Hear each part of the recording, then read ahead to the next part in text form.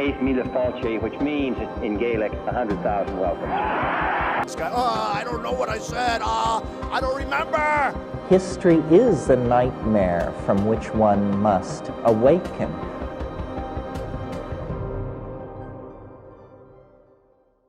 A poem, The Irish Cliffs of Moher, by Wallace Stevens. Who is my father in this world, in this house, at the spirit's base? My father's father, his father's father, his shadows like winds. Go back to a parent before thought, before speech, at the head of the past. They go to the cliffs of Moher, rising out of the mist, above the real, rising out of present time and place, above the wet green grass. This is not landscape, full of the somnambulations of poetry and the sea. This is my father, or maybe it is as he was, a likeness, one of the race of fathers, earth and sea and air. You're very welcome along to Deep Diving with myself, Malachy Murray, and the reincarnated druid, Balor O'Brien. Obviously, Balor, my reading of that poem by Wallace Stevens, The Irish Cliffs of Moher, sent you into some sort of transcendental trance. Can you please explain what just happened there? You brought me back. I was transported back to the cliffs, and I was only there today. Malachy. Wow. But the power of that poem, What it transformed. coincidence. Yeah. Please continue. Yeah. Well, I had to get out. I had to get out to the cliffs. It's been so long since I've explored those majestic vistas. Wow. Much grander than I remember. And the water was absolutely perfect. Yes. Because yes. you can't go to the cliffs and not jump. I mean, what an exhilarating rush. You jumped from the cliffs of Moher No words, into the no water. words, Malachy. You jumped from the top of the cliffs of... No, you didn't do that, did you? That wouldn't be wise. I've been there before. It's very, very high. Now, of course, we don't recommend people dive off the cliffs, but it is very important to remember this is the largest gate to the Otherworld. This is the largest gate to the Otherworld, and it's to a very specific realm, the realm of storms. So when Ireland was broken away from the Otherworld, this was the largest gateway between the two lands, and as a result of that break, we were left with this huge, spectacular view at the cliffs. But it's a big reminder, it's a huge reminder of how close we still are to the Otherworld. People are quick to kind of forget and kind of, oh well, it's all gone, but it's oh, that's lovely, sure, Grandad had a great story about it. No, Grandad had the right story about it, or he had a part of the right story, and he's just forgotten the rest. And that's why we're here, Malachy, to remind people. Absolutely, absolutely. To bring back the old folklore, especially when it comes to your area of the world, which is Cúnde Clare, County Clare, for those who do not understand the Gaelic language. Tell me more about the mythology behind the cliffs. I know of their natural beauty and of the waves rolling in, but who resides in the cliffs from the other world? Do we have any characters that rear their heads above the choppy waters? Yes, Malachy, of course we do. We have all kinds of fascinating creatures, because this is, as I've said, it is a gateway, it is a doorway, this is a meeting point. There are all kinds of creatures interacting around this area, so you always have to be careful. Now, the gates have been controlled, and we're going to, I suppose, the most important person to talk about is the person who is the gatekeeper, or who has been. So I'm going to talk about the most famous one. Now, this is, of course, a lady who the south of the cliffs is named after. So Hag's Head, and it's named after Mal, Mal of Malbay. And she's often confused with Kialuk, Unkialuk, but this is incorrect. This is, I suppose, adaptation of storytelling over the years, because it was Mal who was the one here. And it's very important that she gets her story told, because she isn't just, I suppose, she wasn't some hag. I mean, the word hag, it springs to mind all these awful these awful images. This is a lady who loved Cú Chulainn, and she is best remembered for chasing him all over Ireland, and him having to escape her, jumping from onto a sea stack out in the ocean. She followed him with a wind summoned behind her to the distance, and when he leapt back to Ireland and she attempted to follow him, she wasn't able to summon a large enough wind, and she fell to her death, and her blood turned the sea red in the bay. My goodness, Mal rings so many bells with me, as many of my friends refer to me as Mal, and of course, Mal being ill or sick in the French language as well. There are so many connotations with regard to this Mal character, this female witch from the sea. She isn't a person that I've heard of before, though. And why is that? Why has she been shunned from the mythology, do you think? I need to give you the abridged version, because forces both human and otherworldly will conspire to keep the truth hidden. So I suppose for the safety of you, Malachy, for the safety of the viewers, and to keep me off the radar for a little bit longer, I'm going to omit some names of people who play a role later in the story of Mal. But Mal was a very tragic figure, because this was a lady who, like many people, suffered from mental health issues. She had some problems, and I suppose as a young girl, she was drawn to the very well-regarded Cú Chulainn. He was famous all around Ireland, and she fell deeply and madly in love with him. Now,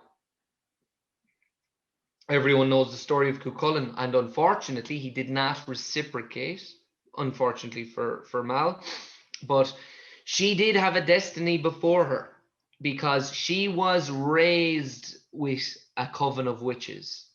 Now, the coven of witches, it wasn't the only source of, how would you say, inspiration and influence to her powers, because she was also raised with much interaction with the cult of the Kialuk.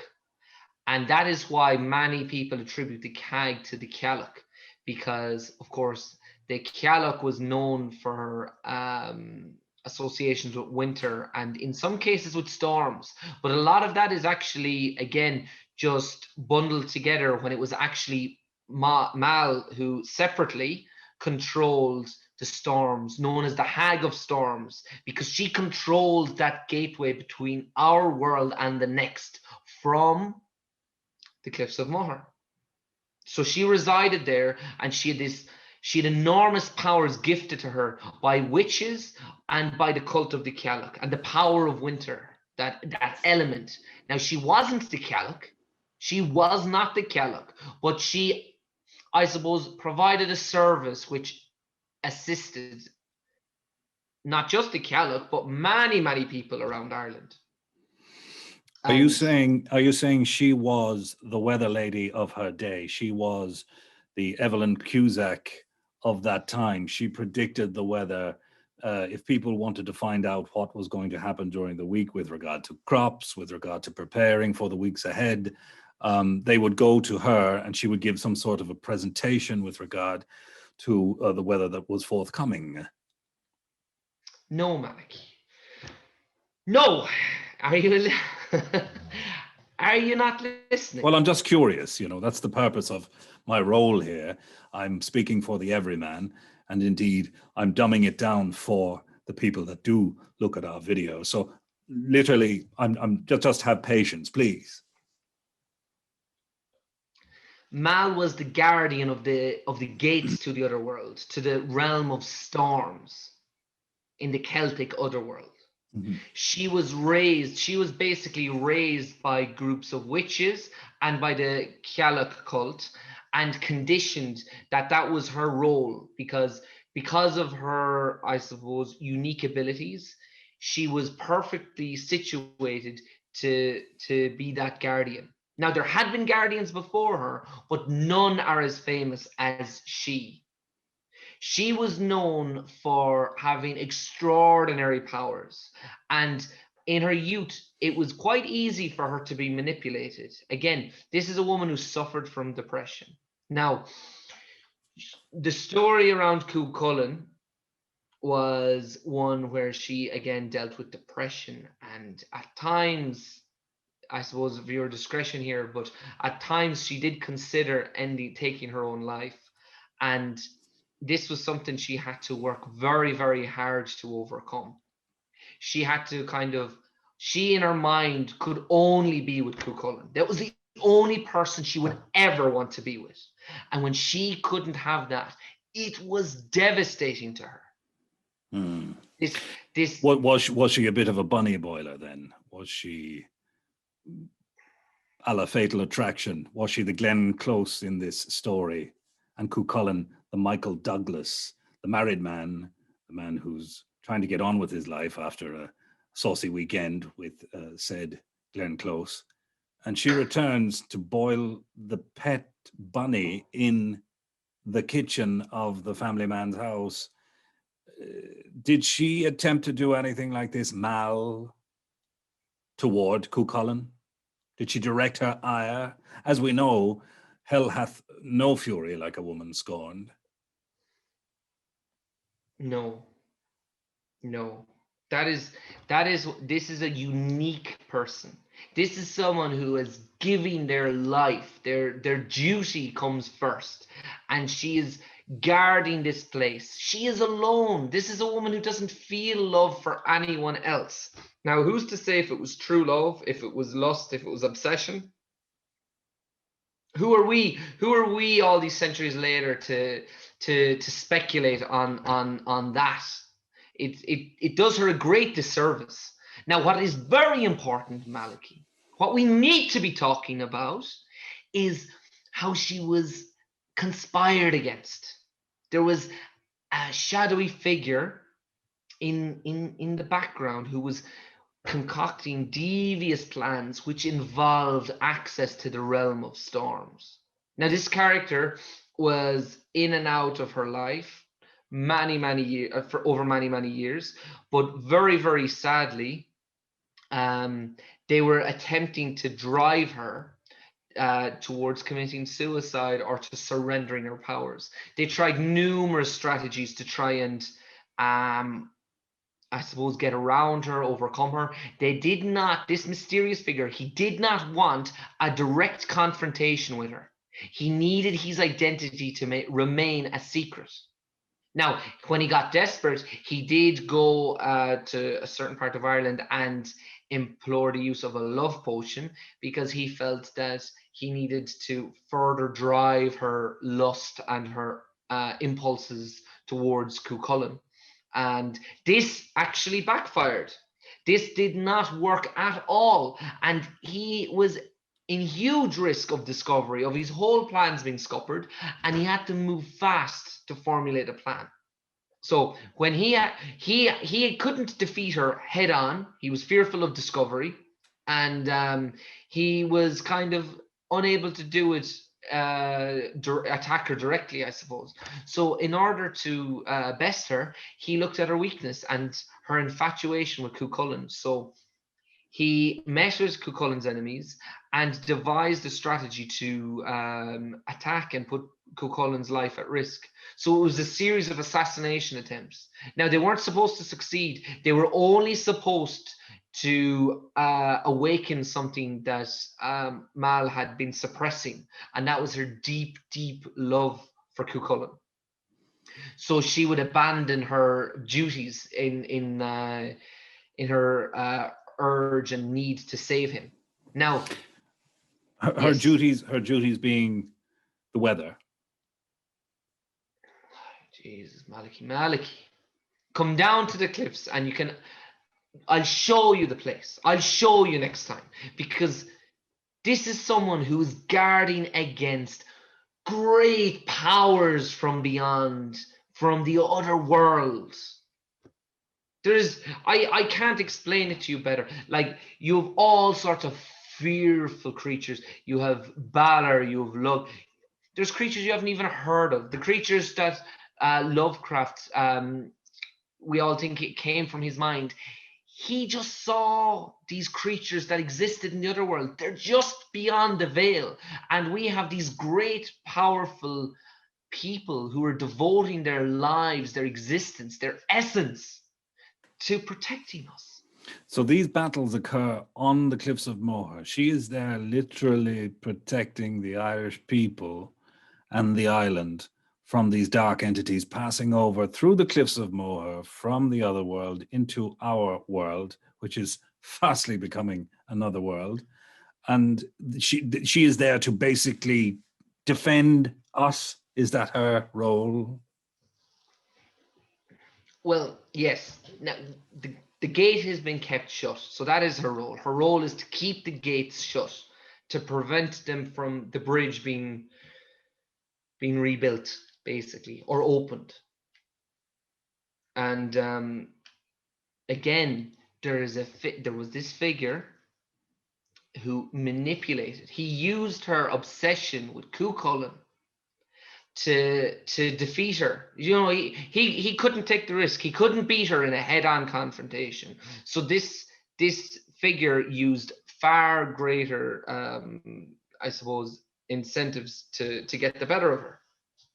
Now, it wasn't just him on his own, because this is someone who had, I suppose, the Cailleach and her cult, and the Witches' Coven, and various other parties in pagan Ireland had tried to influence her. They had tried to control her. And as she got older, as she overcame her psychological challenges, her anxiety and her mental health illnesses, as she kind of coped with depression and became a more powerful person in herself and felt more confident in herself, she was able to resist these kinds of influences, these negative influences. I mean, we have so many today. We have so many negative influences today that are just accepted as part of our culture. And here we have this woman who, on the absolute edge of Ireland, fighting the forces of evil, keeping the gates shut, and she has every kind of a bad influence trying to infect her mind and to corrupt her. And so when they couldn't, they aligned with this evil, mysterious figure and his great plot to be her undoing. They had this awful plan to see her downfall. The old saying goes, shadowy figures are bastards. Balor, does this lady, Mal, does she get a day off? Does she get some me time? Does she get to put the feet up? Does she have a duvet day at any point? It sounds like an endless battle. It sounds like her heart is low. Her heart is so low. as only a woman's heart can be. Is there anything we can do to help her take some time off? Well, Malachy, there's a lot of tragedy with this story because she, as I said, there was this mysterious figure, and he saw her downfall. He succeeded in his goals, at least this first part of his goals, because he wasn't just putting Cú Chulainn's life in danger. He had these complex networks of spies and secret agents who were spreading lies and misinformation. So there was people in Cú Chulainn's court who were feeding him lies that it could be someone from the west, it could be this I suppose not jilted lover, but this girl you rejected, and his wife, I mean, Cú Chulainn's wife, she was been fed this like whispers that something had gone on between Cú Chulainn and Mal, and all of this was constantly eating away at them. So it was over many months that this developed. Many voices and opinions kind of saying the same thing and corrupting their minds subconsciously. And as the danger to Cú Chulainn with these assassination attempts intensified, and they made it look like it could be Mal, they structured them, they executed them in such a way that it could have been Mal. They made this story that she had a network, a secret network, and it used fear. They used fear to kind of heighten people's anxiety around her. Great tactic. Fear. Yes, go, keep going. Skip to the end because I'm wary about the time. What happened? What happened? Malachy, in an act of absolute desperation, because she was trying to get to speak with Cú Chulainn, Mal was begging him to listen. And in order to get him to listen, she made the very, I suppose, ill-advised decision to summon a wind to carry him across the Atlantic and onto a sea stack in the middle of the ocean, where she was to converse with him. Now, this mysterious figure used this opportunity to make people believe that she was killing him or that he would be dead soon. So many people throughout Ireland, all these magical druids and mages gathered, and they used enormous powers to summon a wind to carry him back. And when Mal tried to follow, she was again summoning her own magic and her own storm. Well, the mysterious figure, he had, I suppose, done his research and lying to a couple of the druids about the dangers of Mal. He had them neutralize her powers temporarily, just enough that she would fall short of the cliffs and dash herself on the rocks below. My goodness. I think the question everyone wants answered here is, was the shadowy figure Bill Gates? Well, no, but if Bill Gates has Irish blood in him, it wouldn't be a surprise that they were related. It's just the whole weather thing messing around with the sun, and there's so many crossovers, you know. Bala, again, absolutely fascinating, and the way the story relates to a lot of what's going on in today's society. It's so rich with metaphor. It really delves into our own psyches, our own archetypes. There are hidden messages throughout that story, ladies and gentlemen, and I would invite you to really meditate on it and let it sink in. Let it all sink in, very simply. Bala, is it time for my favorite part of our conversation? The gossip section by the name of Bala's Private Eye. Take it away. Okay. All right, Malachy. Yeah, we're good to go. So, good man. We have encountered all kinds of strangeness, all kinds of unusual happenings in the last few months around Clare. particularly around Ennis, and of course we had Bealtaine last week, and naturally we went to celebrate. So there was a collection of us druids and pagans from Ireland living in Clare who we went up to the coast, to the edge of Ireland, and we lit the fires and we celebrated Bealtaine.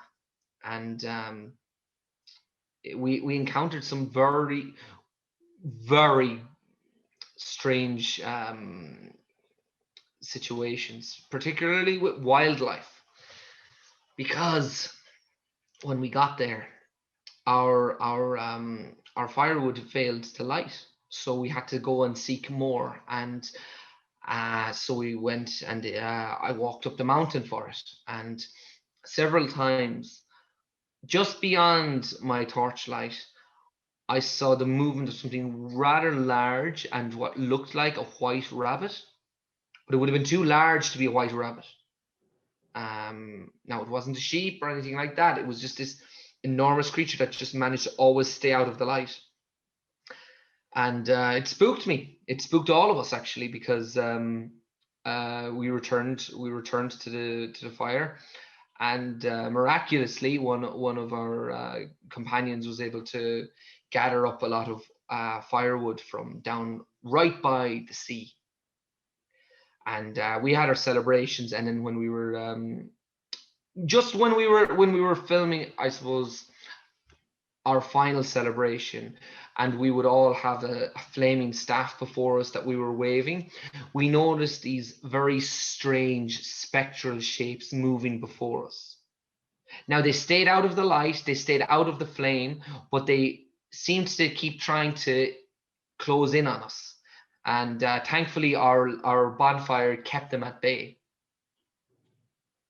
Now, we best relight for fear that they come for us now. But afterwards, there was a series of strange shrieks, very, very terrifying shrieks, like these bat-like creatures flying shadows above us. And we did perform the rituals necessary, the protection spells from Bealtaine, and we got into our cars. But it seemed that there was creatures that didn't want us to complete these spells. And on the journey home, I actually, out of nowhere, this huge black cat tore in front of the car and smashed into the front. And when I got out to investigate, there was no sign of the animal. Now, I took into the bushes on either side. I looked for any sign of the animal, any sign that it might have been injured and needed to be cared for. There was nothing. It was gone. It was as if it had been uninjured and just ran away. But that impact was really substantial. Now, in order to confuse them, we spent the whole night driving up and down the various roads in Ireland on our way back home. And a couple of other weird occasions where it just felt like there was something presence watching us. And on one occasion, again, having to stop for this enormous hedgehog right in the middle of the road. And when I got out to move it, it was incredibly heavy, could barely lift it. And just as I was going back into the car, this enormous fox. Now, I've seen foxes before, but this one, it was like it was a blood red coat on it. It was very, very, I've never seen a fox. Like I'd seen other foxes that same night. I'd never seen a fox like this. And it just stood and stared at us as if it was waiting for its opportunity. Sorry, I said you should meet the wife. Yeah, rare compliment that she gets. Yes, Malachy, of Please course. Continue. Yeah. And so very nervous. We got home and we finished our protection spells at home. We laid the flowers, the yellow flowers, on the windowsills, on the doors, and we had our hawthorn bushes, and we used the ash from the bonfires from the Bealtaine flame to protect our domain, because we did feel the presence that night, and on several occasions since we have felt it, and it is manifested in the form of these kind of monstrous animal shapes, or these uncanny animals at night. So we don't know yet what it means. We don't know how if we've overstepped gone too far into the other world. We don't know exactly what it means at this moment in time, but we're making note of all of this. I mean, we've made note of the strange cult-like behavior at Ennis Lunatic Asylum, and very strange altercation that a lady in Ennis had with a man in the cemetery, and where she seemed to be horrifically injured and then made this miraculous recovery. So there is a story here, Malachy. There's something connecting all of these strange events together.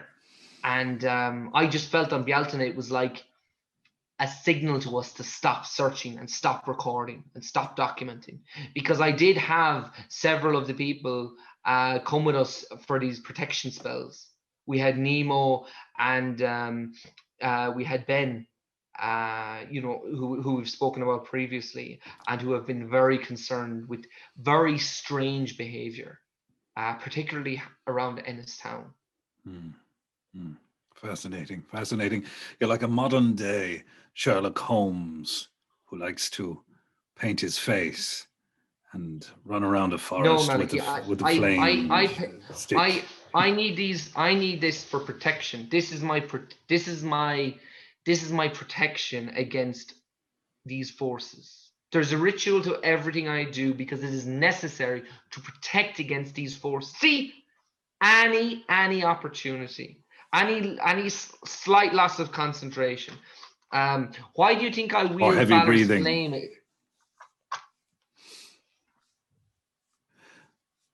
Balor, my point would be that you are arguing that the face paint is some sort of protective measure against entities that do not exist in our realm.